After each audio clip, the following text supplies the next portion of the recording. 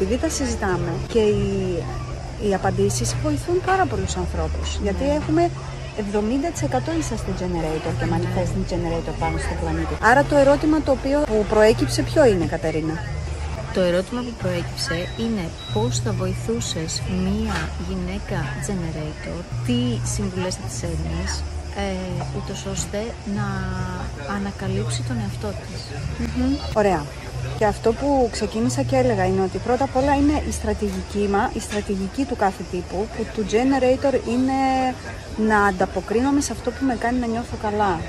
Έτσι, να ανταποκρίνομαι στη ζωή και μετά να ακολουθώ την εσωτερική μου εξουσία, που ο καθένας μας έχει μία διαφορετική. Όμως, όντως, αυτό που βλέπω από την επαφή μου με διάφορους τύπους, οι γυναίκες, manifestor, projector, manifesting generator, όταν μιλάμε για την επιστροφή στην αυτοκυριαρχία, για τους generator, αυτό που θα έλεγα είναι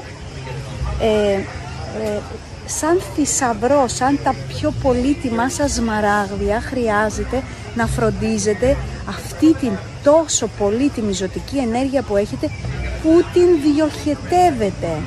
Είναι πολύτιμη αυτό που έχει ο manifesting generator και ο generator.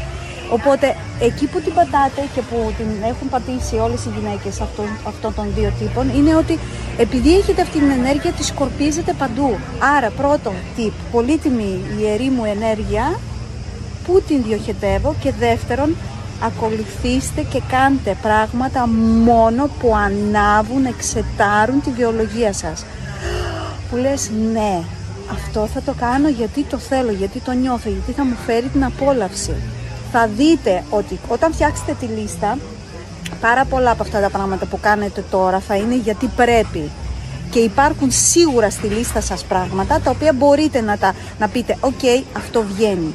Αυτό με λίγα λόγια. Και είσαστε πολύτιμες. That's it. Ευχαριστώ, Κατερίνα, για την ερώτησή σου.